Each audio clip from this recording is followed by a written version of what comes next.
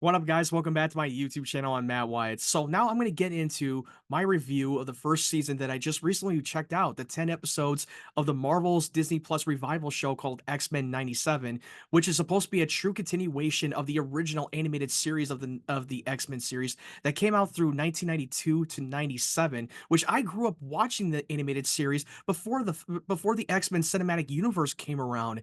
I grew up loving it as a kid. I didn't remember it too much as a child because I've only watched a few episodes. But then when X-Men 97 hit on Disney Plus, I decided to revisit the first 5 seasons of the original animated series, and I do love it. I think that there's parts of the episode still holds up. There were episodes that were not as good as the others. The final season was a little bit weakest of the series, but I thought it ended on a very good high note. I never thought that they were ever going to do a revival of a popular 90s Marvel show that came on Fox Kids on Saturday morning cartoons. But now that Disney Plus says, you know what, fans really want it, let's see where this goes and let's see if it becomes a big hit. So this is literally continuing a year after the events of the final episode of the original 1990s X-Men animated series.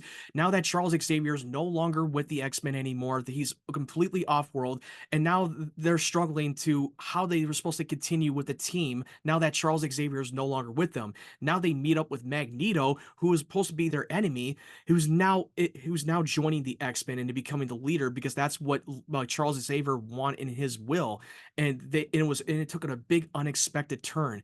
After watching the first 10 episodes of season 1, the entire season, I will say that they truly did deliver the show that I was hoping for. I was a little bit worried of how different it was going to be, that if the characters were going to be a little bit too inconsistent, but it did not. It stayed true to the essence of what the original show was, but also it really improved on the quality more. The animation was a lot more improvement. Some of the original voice cast from the original show returned. Some of them have been recast because some of them can't do it anymore, but I thought they really did a great job of giving us what we have wanted for so long, but also give us a better, compelling story and also give us more character depth. And they did. And Cyclops, who is the leader of the X-Men, who is the Boy Scout of the whole team, and I grew up loving Cyclops because he was my favorite X-Men character. And when I was watching the X-Men cinematic universe and how Cyclops was treated in that iteration, I was very utterly disappointed. It was a big freaking letdown that the way that they mishandled Cyclops in the X-Men cinematic universe. But coming off of the, X-Men 97, they absolutely did Cyclops justice, my favorite character of the X-Men. I think he's incredible. They added a lot more small human problems with him and Jean now that they're having a child, and they're looking forward to leaving the team. But for some reason, Cyclops is having more reason to stay because Charles is not the one leading the team and trying to protect the world and protecting the humans who hate and fear them.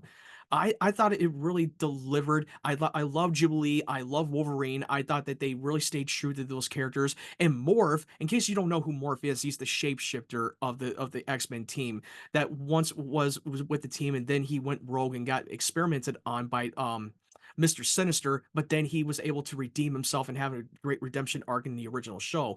In this one, in X-Men 97, they really stayed true to who he is. Sure, he's now considered to be a non-binary gender, but it never really tries to make a big deal out of it, and and he still was staying true to who he is, and I loved his character in the show. Sure, he didn't have a large arc than a lot of the characters were, but I thought he was a great addition in as a continuation of the team. I love Jubilee. I thought her screen time was so good. Magneto, oh my god, I could not believe how compelling they made his arc in the show. I loved his arc. He was a character that was who despises the human race and doesn't believe that they can coexist. After Charles's absence, he thinks that he has to change who his conviction and his beliefs and try to respect Charles Xavier's wishes and leading the team and actually getting the humans and the mutants to coexist and to live together because that's what Charles wanted. And I thought they added such a different layer to Magneto's character. Now I'm still a little torn of which one did I like this for this iteration of Magneto. Do I like the one from Ian McKellen or Michael Fassbender from the Fox's X-Men universe? or the animated version from the X-Men 97. And I loved him in the original show, don't get me wrong, I thought he was great, but this one, they added a lot more character depth with them. And yes, I'm gonna give a little bit of a minor spoiler for those of you who have not watched the show, that they do add a little bit of the love story between him and Rogue. And but I won't go into it too much without spoiling the whole plot point. And look, I thought the first 3 episodes was a major banger, and I thought 4, which it kind of which it revolves around Jubilee's character, but it was way more of a filler episode. But it added a lot of important character arc to Storm. Storm was is all about her trying to find her place in the world, but I don't want to spoil too much of why. But her arc is a lot important as well. And the Sentinels, the one who is designed to exterminate the mutant race, they're more stronger, more powerful, and more brutal. And the X-Men is going to have to deal with some of the mutant haters who are willing to exterminate them for at all costs. And the main villain, oh my god, I don't want to tell you who the main villain is, but the main villain was so bold and and very bonkers. But when we get to episode 5, this was the darkest episode of the whole series period. They really added the stakes, the tensions got high, and most of the characters are not safe. One of the characters can go out at any moment, and I could not believe they actually went there. It was an emotional gut punch for me, and it was full of tearjerker. My only negative is that a couple of the voice actors who played Wolverine, which I thought he's still great, and the actress who played Rogue, which I don't remember the names on the top of my head, but I thought that they sounded a little too old for their characters because their characters are supposed to be very young, and you could tell that their voice didn't really capture their age very well, especially Rogue, because she did not sound very young. She sounded like an old lady. But look, all that, I'm not going to let that ruin the show for me. I still enjoyed the story.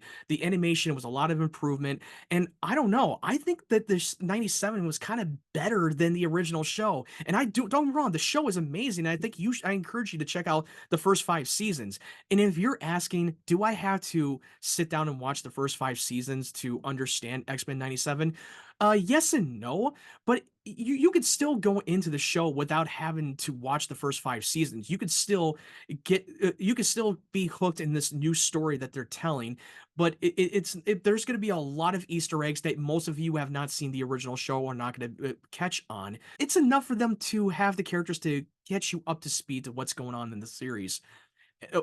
Overall, this is definitely one of the best like adaptations and probably the one of the best legacy sequels of the revival show that we've had in a long time, because lately when they try to do a revival show, it doesn't always turn out well. Some of them turn out really bad, and some of them actually turn out surprisingly good. But this is a true win, and I'm so happy that we're going to get season 2, because they've already written season 2, and unfortunately they don't have the showrunner who did the first season is going to come back for another season. And I'm not in quite exact sure why they wanted to like fire him from the show for some reason, but hopefully that they can still respect the vision from what the showrunner wants, and hopefully they make them one of the best shows out there. And there's a lot of Marvel character cameos that I did not see coming, and most of them got spoiled on social media because I didn't watch these episodes week to week. So but I love how they revealed a lot of the cameos, and even though they didn't really serve a higher purpose to the story, but it was great to see them in that they exist in the same universe. And look, I hope that this show continues to grow and it continues to be successful. And hopefully, we can get the 1990s animated series of the Spider Man show, which it is part of the X Men universe. So I don't see why not. And if they revive that show on Disney Plus, I guarantee you most fans will continue their Disney Plus subscription and they will continue to watch the series. As long as you make a great story, it has a banger, and it makes it very compelling, especially with X-Men, they have really raised the stakes. They did not pull any punches. It was a lot darker and more adult themed than I thought it would be. This is a show not made for kids. This is definitely made for us as fans, the OG fans who are our adults who had grown up watching the series. And I thought the show was fantastic. And at the end of the season finale, it left me wanting more. Now, just to be clear, that every time you watch the opening intro of the iconic X-Men, they definitely made a lot of updates in every episodes that you don't want to skip over, because you're going to see some characters that you thought they were going to be in the beginning of the series, but most of them disappears here and there, and you'll know why when you watch the show. That's one of the things that openings that you don't want to skip over. Now, have you seen X-Men 97? What did you think? I would love to hear your thoughts in the comment section below. If you like this video, make sure you leave it a like and subscribe to my channel for more content. I hope you guys watch it and give it a chance. I think you're really going to be satisfied with it, and I hope you guys enjoy it. I hope you guys have a great day, great evening, wherever you're from. If you want to follow my social media links, the link tree will be down in the description down below. I hope you guys stay safe and take care.